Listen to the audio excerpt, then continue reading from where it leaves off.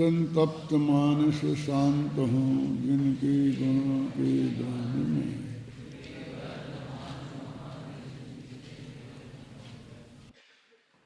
कल तत् और अतत् संबंधी बोल के बारे में अपन ने पढ़ा था और बाद में दो कलश भी उसके संबंध में थे, उन पर भी चर्चा की। अब उसी का निष्कर्ष निकाल कर उस बात को प्रस्तुत कर रहे हैं और साथ में पांडे राजमल जी कलश टीका में उसका किस प्रकार अर्थ करते हैं और बनारसी दास की उनके अनुकरण पर छंदों में इसको किस प्रकार प्रस्तुत करते हैं, वो चर्चा अपन अभी करेंगे। पेज नंबर 207 नीचे से दूसरा पैरा।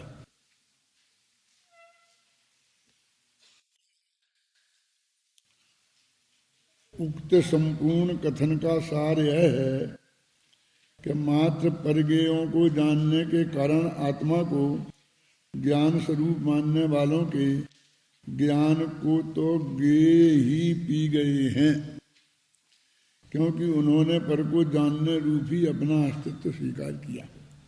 बहुत से लोग जगत में ऐसे हैं कि जो काम वो करते थे ना, अब मान लीजिए कि वो काम करने की पोजीशन में नहीं रहे तो बस समझते अब हम खत्म हो गए, हम कहाँ हैं, अब हमारे जिंदा रहने से क्या लाभ है। जैसे हम तो इसीलिए जिंदा थे, क्यों, और हम प्रवचन करते हैं और कल प्रवचन करना बंद हो जाए तो हमारा क्या है, अब क्या काम रहा हमारा। तो हम बस प्रवचन ही इतना ही, हमारा अस्तित्व मात्र प्रवचन मात्र तक था।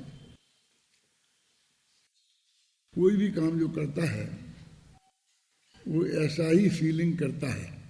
राजनीति में नहीं रहता फिर हमारा क्या काम है, बिल्कुल ऐसे ही मानता है ना। तो वो कहते हैं कि हम परगेयों को जानते थे और उतना ही अपना अस्तित्व मानते हैं। किसी तरीके से परगेयों को नहीं जानने की बात बने तो उन्हें ऐसा लगता है कि हमारा अस्तित्व ही खत्म हो गया। देखो, मात्र परगेयों को जानने के कारण आत्मा के ज्ञान स्वरूप मानने वाले, हमारा ज्ञान अब क्या रहा, ज्ञान क्या रहा, ज्ञान को गे, उसके ज्ञान को तो सारे गेय पी गए हैं, मतलब वहीं तक सार्थक था उसका जीवन, क्योंकि उन्होंने पर को जानने रूप ही अपना अस्तित्व स्वीकार किया था, इतना ही अपना अस्तित्व माना था। जो गाने वाले होते हैं ना तो बीमा कराते हैं करोड़ों रुपए का अपने गले का, खुद का नहीं गले का, कि यदि उनका गला खराब हो जाए और गाना बंद हो जाए तो करोड़ों रुपया उन्हें मिलना चाहिए। क्यों, अब खत्म हो गए हम, क्या है ना। यद्यपि आत्मा का स्वभाव पर को भी जानने का है, तथापि उसका अस्तित्व परगेयों के कारण नहीं है। जानना अलग बात है और उनकी वजह से अपने अस्तित्व को स्वीकार करना अलग बात है। वह तो अपने ज्ञायक स्वभाव से ही तत्स्वरूप है। मैं परगेयों को जानता हूँ इसलिए मैं ज्ञायक हूँ, ऐसा नहीं है। मेरा ज्ञायक तो मेरा स्वभाव ही है, समझे ना। ज्ञायक मेरा स्वभाव है। जब आप सोचो, मान लो मैं प्रवचन करता हूँ, लिखता हूँ और दोनों ही बातें बंद हो जाएं तो मेरा ज्ञान खत्म हो जाएगा। वाणी से व्यक्त नहीं हो रहा और लिखने में लिखा नहीं जा रहा, लेकिन ज्ञान तो है ना, वो कहाँ चला गया, तो क्या काम का। तो इस जो ये पर से संबंधित काम था, यही काम था। तू पूरा आत्मा है, आत्मा का कल्याण है, आत्मा का स्वरूप है, और वो ज्ञान जिसके लिए था वो तो भी पूरा का पूरा विद्यमान है। ऐसे हर एक आदमी को सोचना चाहिए ना कि मैं उस कार्य मात्र नहीं हूँ, मैं मात्र उतना नहीं हूँ। जब ये कहते हैं तो उसको भी इनकार कर दिया कि मैं वो नहीं हूँ। अरे वो भी तेरा है, तू पर को भी जानता है, और ये जानना तेरा, पर को जानना तेरा स्वभाव है। इसमें पर का कुछ भी लेन देन नहीं है, क्योंकि हमारे ज्ञान में ऐसी सामर्थ्य है कि जिस पर का अस्तित्व है उस पर को भी जानता है, जिसका अस्तित्व नहीं उसको भी जानता है। जिसने पूज्य गुरुदेव श्री को देखा है, और आज 30 साल पहले उनका वियोग हो गया है, तो आज भी वे आंख बंद करके उन्हें देख सकते हैं। आज भी देख सकते हैं कि नहीं देख सकते? तो हमारा ज्ञान गे के अधीन कहाँ रहा? भाई गे को जानना हो तो गे के अधीन रहेगा। लेकिन हम कह रहे ना, उस गे को हमने जाना, स्वामी जी वाले गे को जाना, और वे नहीं है, जब हम जान गए ना, तो हमारे ज्ञान के लिए उस पर गे का अस्तित्व कोई जरूरी नहीं है। वो ज्ञान अपनी ज्ञान की योग्यता से ही पैदा होता है। यद्यपि आत्मा का स्वभाव पर को जानने का है, तथापि उसका अस्तित्व परगेयों के कारण नहीं है। वह तो अपने ज्ञायक स्वभाव से ही तत्स्वरूप है। अपने आत्मा के साथ साथ परगेयों का जानना भी आत्मा का स्वभाव ही है। उसमें परगेयों का कुछ भी नहीं है। परगेयों का ज्ञान भी परगेयों के कारण नहीं होता, अपनी पर्यायगत योग्यता के कारण ही होता है। ये इसका अर्थ मैं समझा रहा था अभी आपको। पर पदार्थ तो उसमें मात्र गे रूप निमित्त हैं, वो मात्र निमित्त हैं, और वे भी गे रूप निमित्त हैं। गे रूप निमित्त का अर्थ समझते हो? हमारे ज्ञान जानने में आ रहे हैं, तो जो जानने में आ रहा उसको निमित्त बोलते हैं। ज्ञान का निमित्त हुए ना वो, वे गे रूप निमित्त हैं। अभी गे रूप निमित्त कहने का क्या मतलब है? क्योंकि हमारे जो ज्ञानावरणी कर्म का क्षयोपशम है ना, तो अंतरंग निमित्त तो वो है, हमारी वो पर्यायगत योग्यता है, उपादान कारण वो है। वो तो सिर्फ वस्तु एक बाह्य निमित्त है। उन्होंने जो 5 कारण गिनाए हैं अपने शास्त्रों में, उनमें सबसे ज्यादा हल्का ऐसा वो निमित्त है जो बिल्कुल निष्क्रिय है। अधिक पर पदार्थों को जाना तो मैं बड़ा हो गया, और पर पदार्थ थोड़े कम जानने में आए तो मैं छोटा हो गया। ऐसा मानने वालों ने अपना अस्तित्व पर से माना, क्योंकि वे बिल्कुल पर पदार्थ को नहीं जानते, तो वे अपनों को बिल्कुल जीरो मान लेते हैं। तो कम जाना तो छोटा आदमी, तो ज्यादा जाना तो बड़ा आदमी, और ज्यादा जाना तो और बड़ा आदमी। तो उसने पर पदार्थों के ज्ञान से अपना छोटा बड़ापन माना।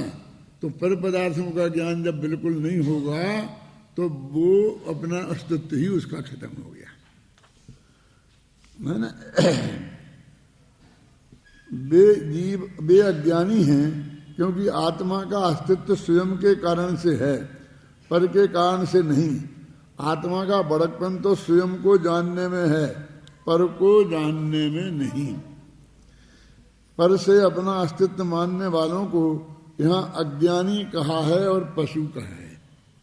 अब ये भाई इसको पशु कह दिया, इसकी कौन सी बड़ी गलती हो गई? हमको ऐसा अटपटा लगता है। लेकिन ये संगीत वाले बोलते हैं, साहित्य वाले बोलते हैं कि नहीं, साहित्य संगीत कला विहीना। जो साहित्य से और संगीत से इनकी कला से रहित है, वो पूंछ और सींग के बिना का पशु है। लेकिन साक्षात पशु पुच्छ विषाणहीना, साहित्य संगीत कला विहीना। साक्षात पशु पुच्छ विषाणहीना, तृणन्न खादति भाग्यधेयम। कहते हैं कि वो घास नहीं खाते हैं। कौन? कि पशु तो घास खाते हैं, तो उसे साक्षात पशु तुम कैसे कह सकते हो?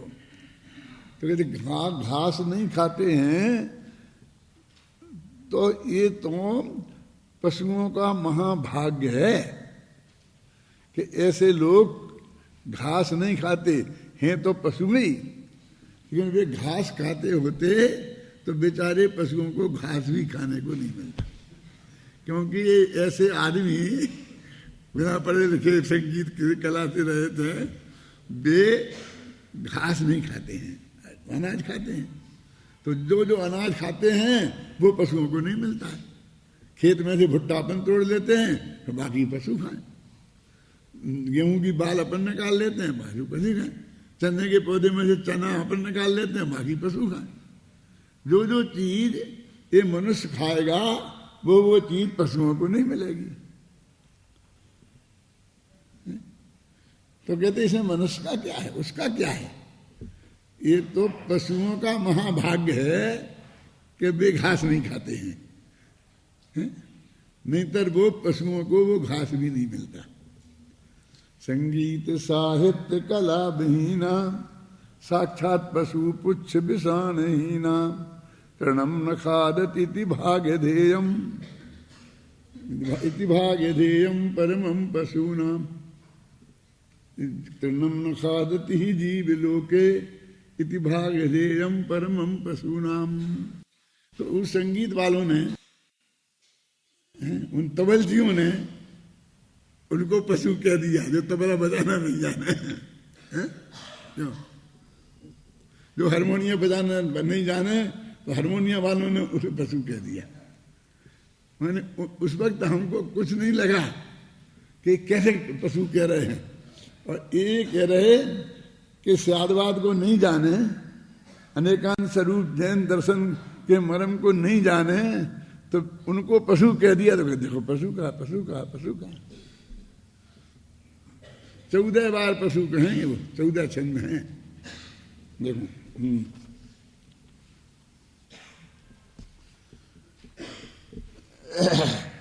पर से अपना अस्तित्व मानने वालों को यहाँ अज्ञानी कहा है, पशु कहा है। पर को जानने के कारण स्वयं को पररूप या विश्वरूप मानने वाले अपने स्वतंत्र अस्तित्व से इनकार करने वाले हैं। पर को जानने के कारण मेरा अस्तित्व है, तो मतलब पर को जानने पर, उन पर से जुदा मेरा कोई अस्तित्व ही नहीं है, ऐसा अर्थ हो गया ना। और पर समस्त विश्व को जानने के कारण समस्त विश्व को निज रूप मानने वालों ने पर के स्वतंत्र अस्तित्व से इनकार कर दिया है। अतः वे भी अज्ञानी हैं, उनको भी यहाँ पशु कहा है। इस प्रकार निज को पररूप और पर को निज रूप मानने वाले अज्ञानी हैं, और निज को निज रूप और पर को पररूप मानने वाले ज्ञानी हैं। ये मानने वालों की बात है, जानने वालों की नहीं। जानना तो पर को भी, लेकिन निज रूप नहीं मानना, है ना। स्व और पर दोनों में एक ज्ञाता के संबंध को छोड़कर कोई संबंध नहीं है।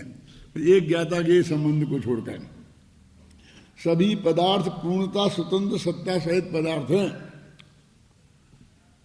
ज्ञाता के संबंध भी निज निज स्वभाव के कारण सहज ही बन रहा है। ये भी कोई जबरदस्ती किसी पर लादा नहीं गया है कि तुम्हें ये जानना पड़ेगा और तुम्हें इसके जानने में आना पड़ेगा। जैसे डॉक्टरों को सीखने के लिए कुछ मुर्दे चाहिए, है ना, तो लोग अपील करते हैं कि तुम देह दान कर दो, जब हम मर जाएंगे तो शरीर दे देना।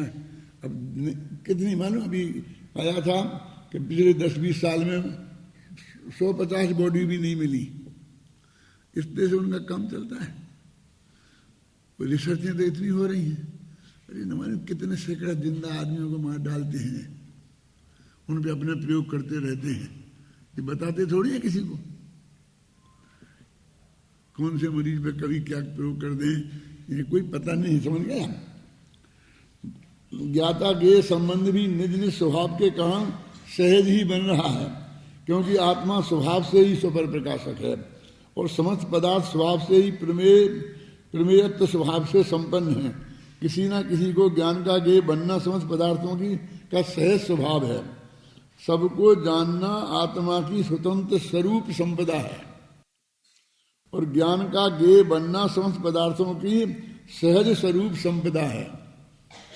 इनमें परस्पर कोई पराधीनता नहीं है। इनमें परस्पर पराधीनता स्वीकार करना ही अज्ञान है और सबकी स्वतंत्र सत्ता स्वीकार करना ही ज्ञान है। इस प्रकार यह सहज ही सिद्ध है कि आत्मा स्व की अपेक्षा तत्स्वरूप है। इस स्व की अपेक्षा तत्स्वरूप का अर्थ ये है और पर की अपेक्षा अतत्स्वरूप है। इन दोनों का अर्थ ये है, मतलब ये है कि ज्ञेयों के कारण मुझे ज्ञान होता है, ज्ञेयों का, मेरा नहीं। तो ज्ञेयों का ज्ञान भी मुझे उन ज्ञेयों की वजह से हुआ, ये मानना भी अज्ञान है। इतना ही नहीं कह रहे कि हमको और ज्ञान को छोड़ दो, लेकिन इतना तो मानो कि समय सार का ज्ञान हमें समय सार के कारण हुआ है। कि नहीं, वो तो कृतज्ञ हो जाएंगे ना कि गुरु जी के कारण हुआ। तो तुम गुरु जी को कृतज्ञता ज्ञापित करते रहना, इस शास्त्र को भी ज्ञापित करते रहना, हमें कोई ऑब्जेक्शन नहीं है। लोग कहते हैं ना, हम तो देवशास्त्र गुरु सबके पैर पड़ते हैं, पढ़ते हो ना, क्यों? सर्वज्ञ सबके पैर पड़ते हो ना? कभी देखे सबके पैर हैं? शास्त्र के पैर देखे?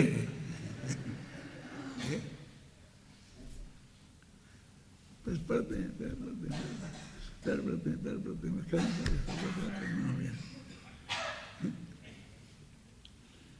वो ये कह रहे हैं कि और सबका ज्ञान, यानी तो उसमें इस पर्टिकुलर ज्ञेय का कोई योगदान है ही नहीं। जो समय सार में, गोमठ सार में लिखा है, उसके ज्ञान में तो समय सार निमित्त भी नहीं है ना। लेकिन जो समय सार का ज्ञान हुआ है वो भी समय सार के कारण नहीं हुआ। ये कह रहे, ये कह रहे कि हम समूह शरण में गए थे और सर्वज्ञ भगवान की वाणी सुनी और उससे ही हमको आत्मज्ञान हुआ, हमें समझ में आया आत्मा। फिर हमने जो कर्ण लब्धि हुई, हमें सम्यक दर्शन हो गया। तो कहते हैं कि वो तुझे आत्मा का ज्ञान भी भगवान की दिव्य ध्वनि के कारण हुआ, ऐसा मानेगा तो ये अज्ञानी पशु है। ऐसा लिखा होगा तो सब निकाल के बताएंगे पंडित लोग शास्त्र में, व्यवहार वचन है, विनय की भाषा में ऐसा बोला जाता है। बस एक खाते में सब खाते हैं। परम सत्य भी यही है, ऐसा नहीं कि जो उपचारिक लाने ऐसा कहा जा रहा है। तो बात यही है, वो यही बता रहे हैं कि तूने ज्ञान को पराधीन माना, वो ज्ञेय के अधीन ज्ञान को तूने माना। उक्त दोनों कलशों में, यही ठीक है, मैं सही जगह पढ़ रहा हूं, इस तरफ है ना?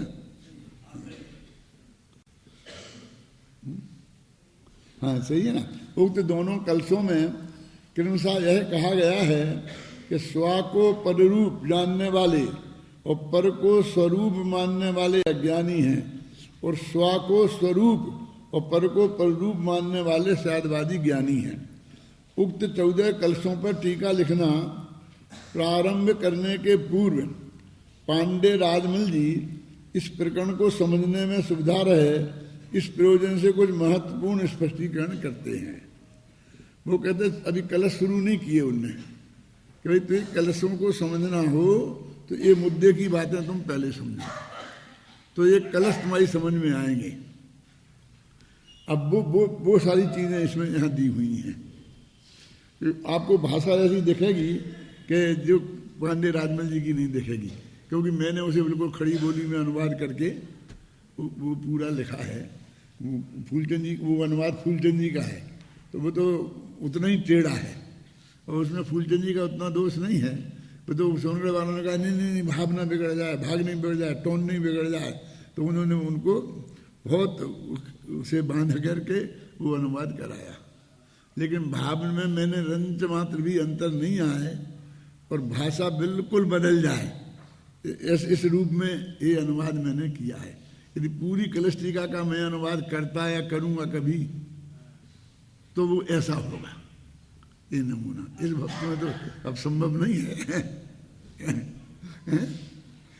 देखो भावार्थ इस प्रकार है कि जो ज्ञान मात्र जीव का स्वरूप है उसमें भी 4 प्रश्न विचारणीय हैं। ये वे प्रश्न कौन है? एक प्रश्न तो ऐसा कि ज्ञान ज्ञेय के सहारे का है कि अपने सहारे का है। माने ज्ञान ज्ञेयों के आधार पर होता है कि अपने आधार पर होता है। माने ज्ञान को ज्ञेयों को जानने के लिए ज्ञेयों की कितना सहयोग की जरूरत है, उनका कुछ योगदान है कि नहीं है, बस सीधी सच्ची बात यह है। दूसरा प्रश्न ऐसा कि ज्ञान एक है कि अनेक है। तीसरा प्रश्न ऐसा कि ज्ञान अस्थि रूप है कि नास्ति रूप है। चौथा प्रश्न ऐसा कि ज्ञान नित्य है कि अनित्य है। अब देखो ये प्रश्न बड़े अटपटे लगते हैं कि नहीं लगते हैं? पांडे राजमल जी के दिमाग में आए हैं? देखो उनका उत्तर इस प्रकार है कि जितनी वस्तुएं हैं वे सब द्रव्य रूप हैं, पर्याय रूप हैं, इसलिए ज्ञान भी द्रव्य रूप है और पर्याय रूप है। मन त्रिकालीदेव भगवान आत्मा को भी ज्ञान बोलते हैं और उसका जो परिणमन होते हैं मध्य ज्ञान, श्रुत ज्ञान, अवधि ज्ञान, मन पर्याय ज्ञान, ये भी ज्ञान है। उनका विवरण माने वो तथा संस्कृत की तथाई उसी बात को इस विस्तार से स्पष्ट करते हैं। इनके भावार्थ इस प्रकार है और उसका विवरण, ये 2 शब्द खास हैं। अपन से क्या समझते हैं अभी तक कि हमने पूरा टीका लिख दी पर अंत में जो कुछ हमें कहना हमने भावार्थ के रूप में लिख दिया। इनके भावार्थ ऐसे नहीं है। जैतनी छाबड़ा के ऐसे ही हैं जैसे मैं कह रहा हूं। तो इनके भावार्थ कैसे हैं? हर 2 लाइन में आएगा भावार्थ यह है कि, फिर भावार्थ में भावार्थ यह है कि, फिर उसमें फिर भावार्थ। वो सबकी स्टाइल समझनी पड़ेगी ना। द्रव्य, उसका विवरण, द्रव्य कहने पर निर्विकल्प ज्ञान मात्र वस्तु। अब ये लेना वो वही कलश है। कौन सा 252 कलश है? कौन सा कलश का नंबर क्या है देखना। ये कलश शुरू होंगे वो कौन से हैं?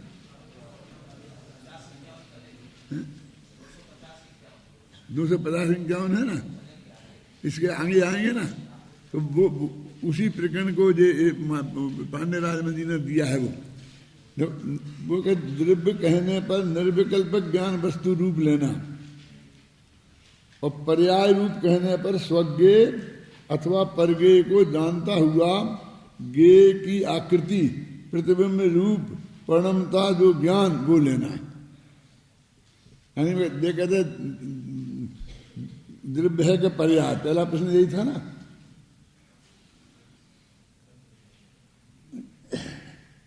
है ना। भावार्थ इस प्रकार है, फिर आगे ना कि ज्ञेय को जानने रूप परिणति ज्ञान की पर्याय, इसलिए ज्ञान को पर्याय रूप कहने पर ज्ञान ज्ञेय के सहारे का है और वस्तु मात्र कहने पर अपने सहारे का है। वो जो सहारा का ऊपर पहला प्रश्न था उसका उत्तर है। ये पर्याय रूप कहेंगे तो ज्ञेय के सहारे का है और पर्याय रूप नहीं कहेंगे तो उसे द्रव्य रूप कहेंगे तो अपने सहारे का है। एक प्रश्न का समाधान तो इस प्रकार है, माने पहले प्रश्न का समाधान हो गया वो कहते उनके हिसाब से। और दूसरे प्रश्न का समाधान इस प्रकार है कि ज्ञान को पर्याय मात्र कहने से ज्ञान अनेक है और वस्तु मात्र कहने पर एक है। ये उत्तर है, माने एक अनेक दोनों इस पर घटित कर रहे हो। तीसरे प्रश्न का उत्तर इस प्रकार है, ज्ञान को पर्याय रूप कहने पर ज्ञान नास्ति रूप है और ज्ञान को वस्तु रूप विचारने पर ज्ञान अस्थि रूप है। चौथे प्रश्न का उत्तर इस प्रकार है कि ज्ञान को पर्याय मात्र से कहने पर ज्ञान अनित्य है और वस्तु मात्र कहने पर ज्ञान नित्य है। इसमें आप ये भी बहुत समझदारी देखना कि इनकी भाषा ऐसी, इन्होंने बहुत सीधी की, फिर भी कितनी पकड़ में आ रही वो तो जानने लायक है।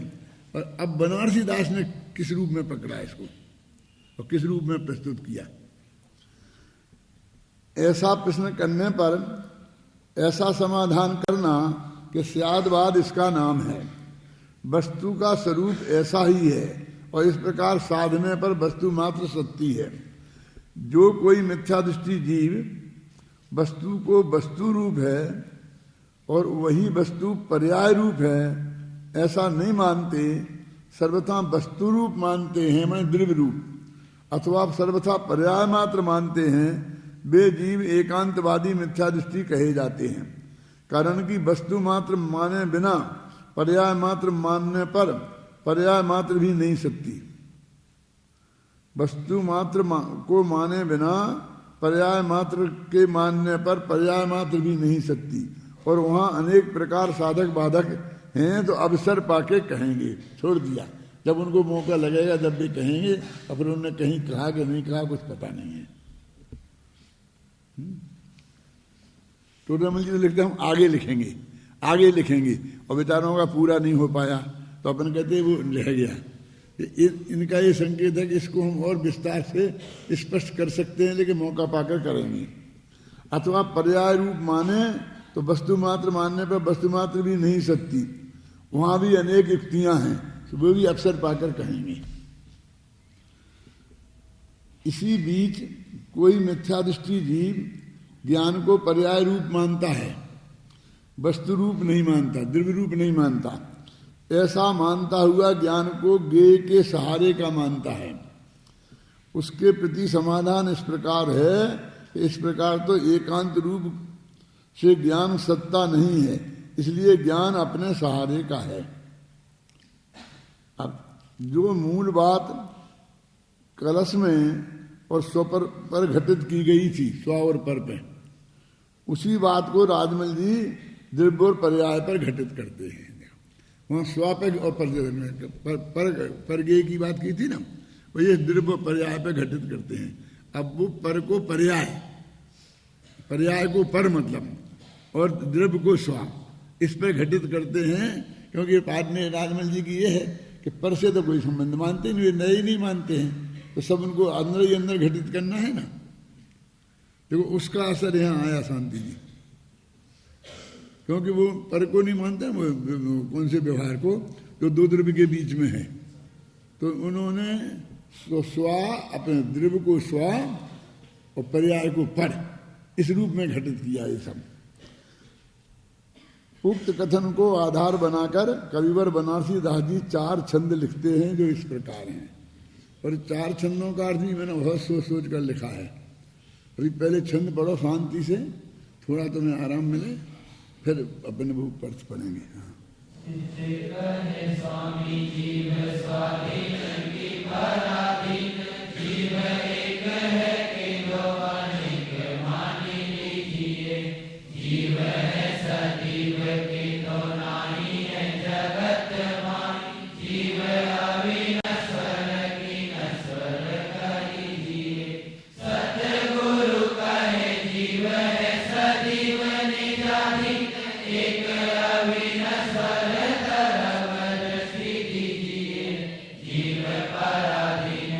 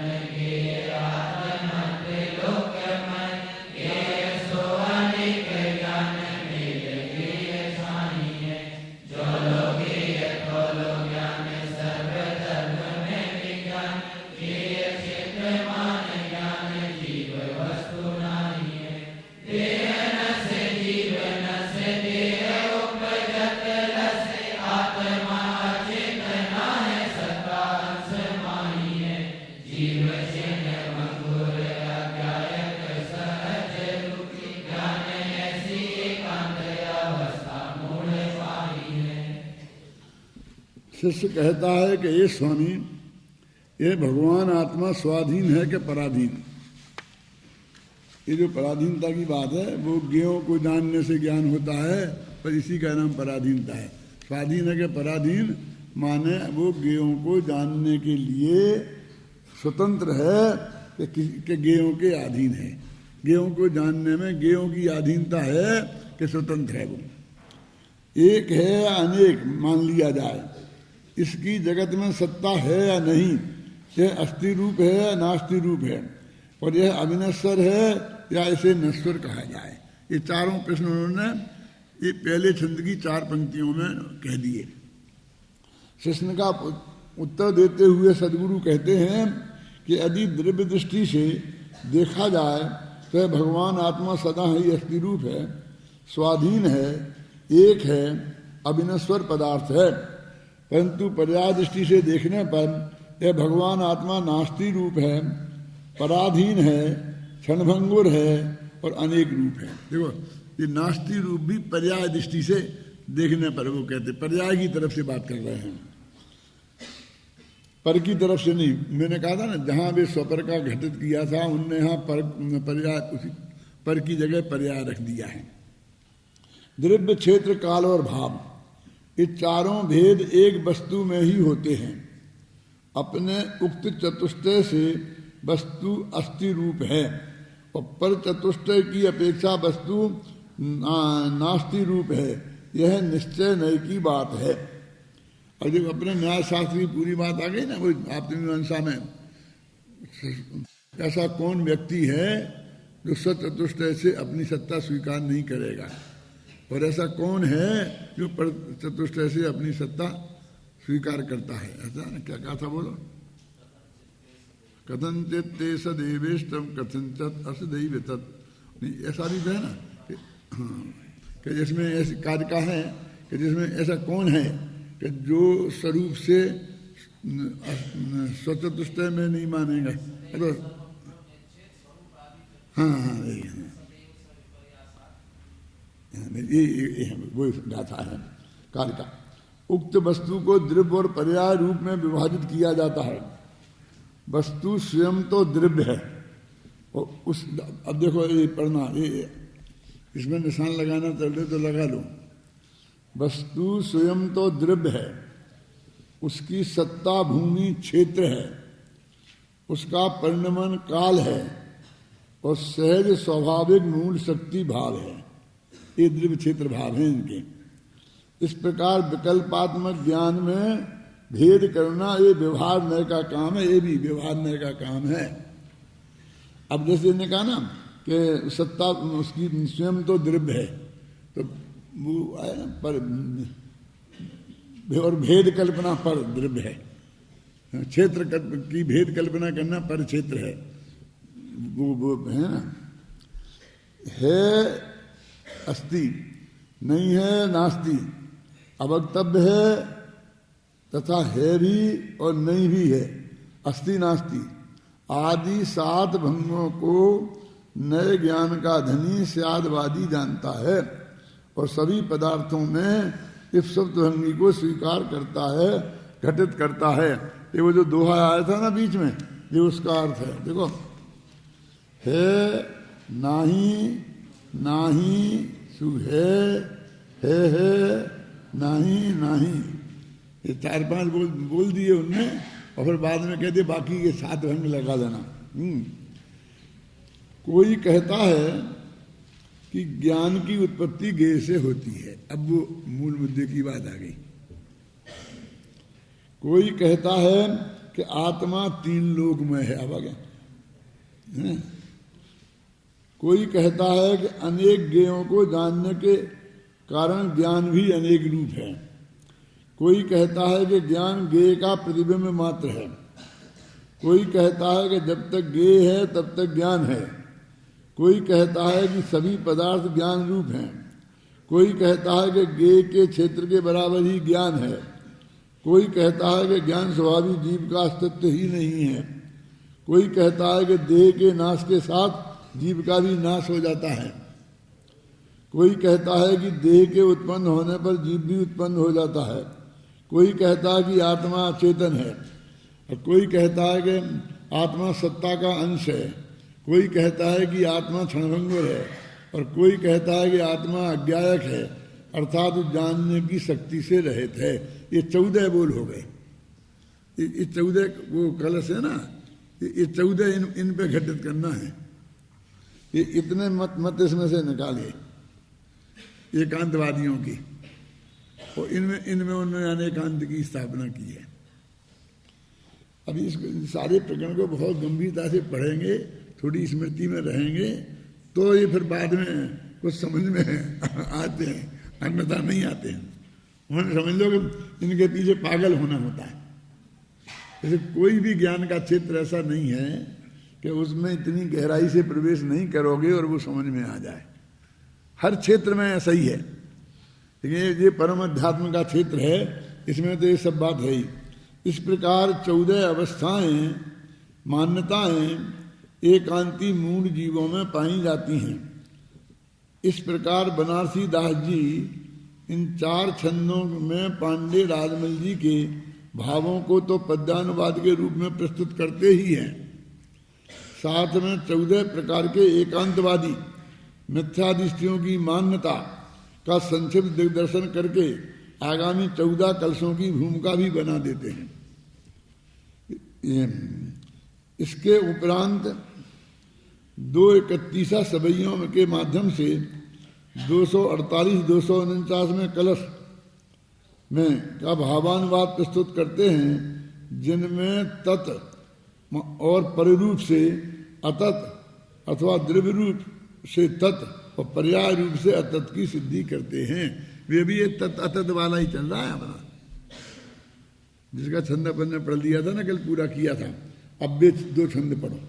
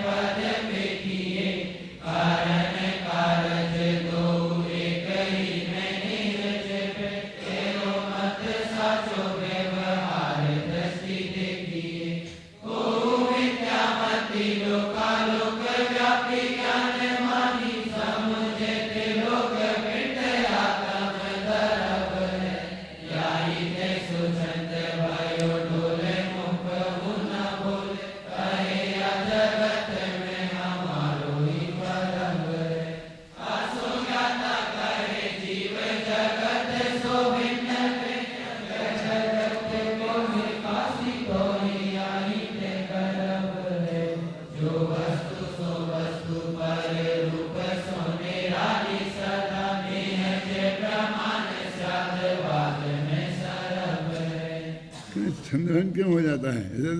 दाल खाते खाते कंकड़ आ गया हूँ, उसमें ठीक है ना। अभिनंदन तुम पढ़ो ना, पढ़ो तुम दोनों छंद एक दफे अच्छी तरह से, और कोई मत बोलना।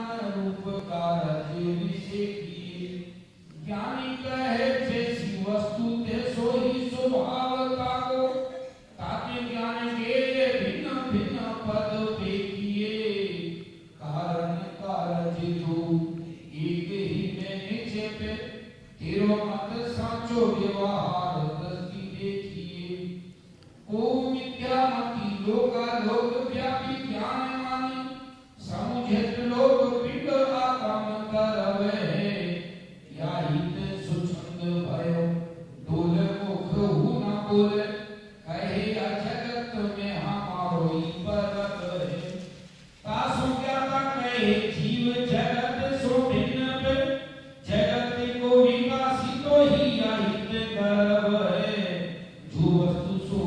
रूप सो निराली सदा नित्य प्रमाण साधुवाद निसर्ग नित्य प्रमाण साधुवाद निसर्ग।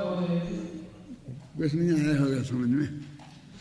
देखो वे कह रहा है कि चित्रकार जब चित्र बनाता है तो जिस चीज पे चित्र बनाता है उस दीवार को पहले संभालता है। वो दीवार सही होगी तो वो चित्र सही बनेगा।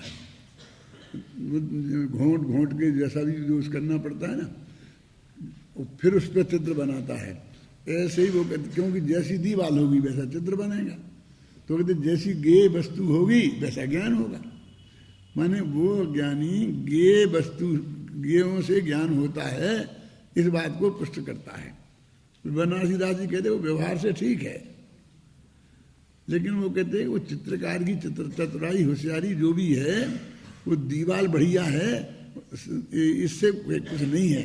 वो चित्रकार बढ़िया है, इससे है। देखो पढ़ते हैं हम, कोई अज्ञानी कहते हैं कि जैसे पहले दीवार को संभाला जाता है, ठीक किया जाता है, चित्राम बनाने योग्य बनाया जाता है, फिर उस दीवार पर सुंदर चित्र बनाया जाता है।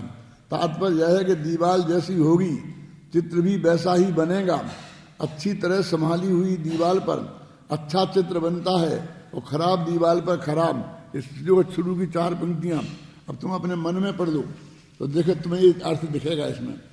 को मूल कहे जैसे प्रथम समारी भीति, भीति माने दीवार, पीछे ताके ऊपर सुचित्र आछो लिखिए, फिर उसके ऊपर अच्छा चित्र लिखा जाता है।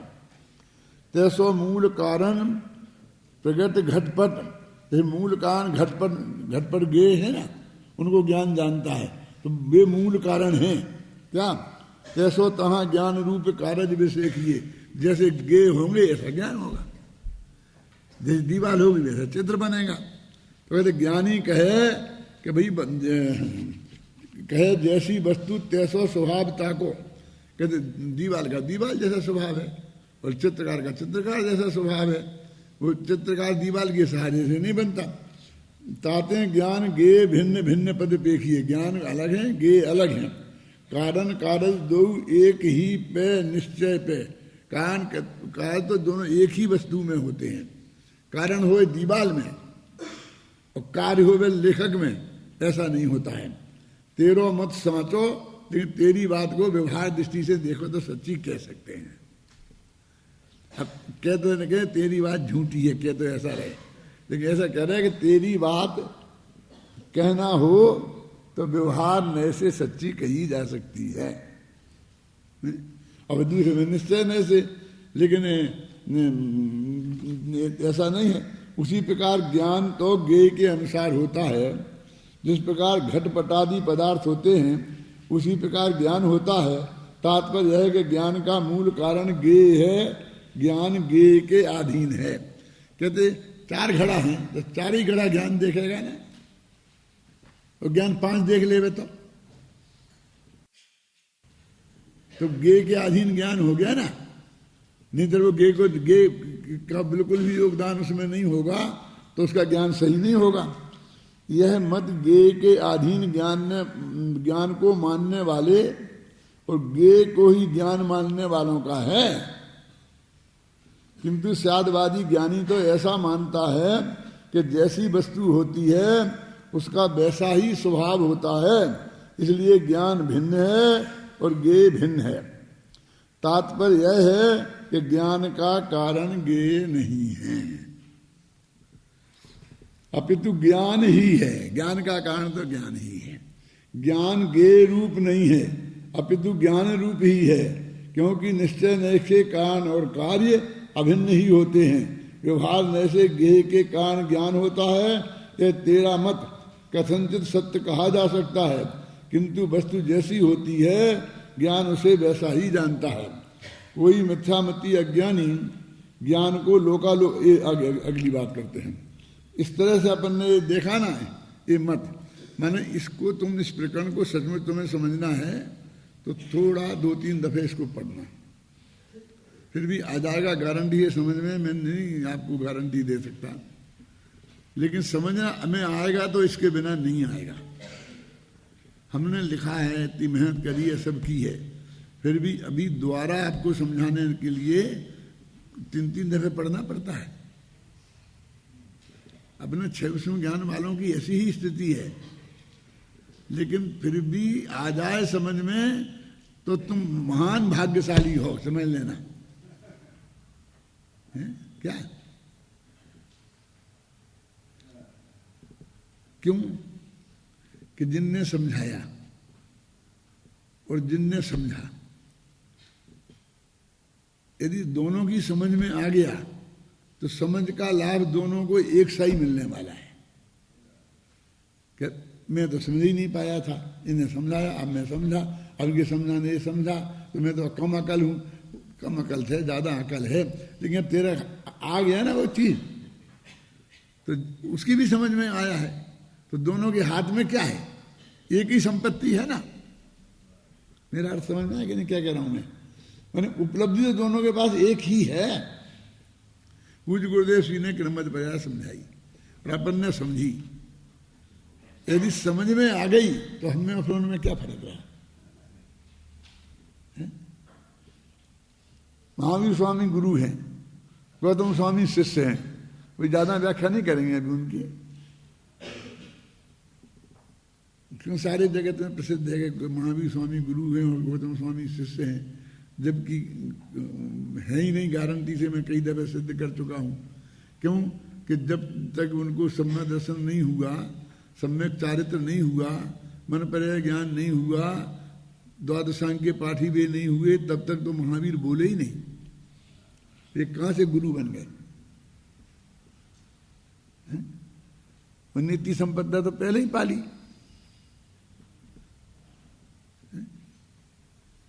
लेकिन ये तो प्रसिद्ध है ना कि वे गुरु और वे शिष्य। अभी बराबर अपन ने दूसरा नंबर दे रखा है उनको, पहले नंबर पर नहीं रख सकते अपन। मंगलम भगवान वीरो मंगलम गौतमो गणीय, कुंद कुंद का तो तीसरा है, तो तीसरा तो भी अभी भी सिद्ध नहीं है। लेकिन मैं पूछता हूं कि आज दोनों में क्या फर्क है? किसमें? महावीर में और गौतम स्वामी में, दोनों ही सिद्ध हैं, दोनों के बराबर उपलब्धि है ना। उपलब्धि तो समानता के आधार पर हुई है ना। मेरा मतलब है कि छोटे बड़े का क्या हिसाब है कि गौतम स्वामी छोटे और महावीर बड़े, अब तुम हिसाब लगाते रहो। जब दोनों ही सिद्ध दिशा को प्राप्त हो गए तो उनमें तो ऐसे छोटे बड़े का भेद रहा ही नहीं है ना। वे तो दोनों ही बिल्कुल समान हैं, अनंत सिद्ध हैं, वे सब समान हैं। कोई कल का सिद्ध, कोई परसों का सिद्ध, कोई आज का सिद्ध। थोड़े काल पहले चला गया तो उसने जाके जमीन पे कब्जा कर लिया होगा, ऐसा तो कुछ है नहीं है? पहले बाद के में क्या फर्क है? सीनियर जूनियर का तो कोई भेद है नहीं है? तो मेरा वस्तु का स्वरूप हमारी समझ में आ जाना चाहिए। कोई छोटा बड़ा नहीं है, बस हमारा प्रयोजन सिद्ध होना चाहिए, आत्मा के कल्याण का प्रयोजन सिद्ध होना चाहिए।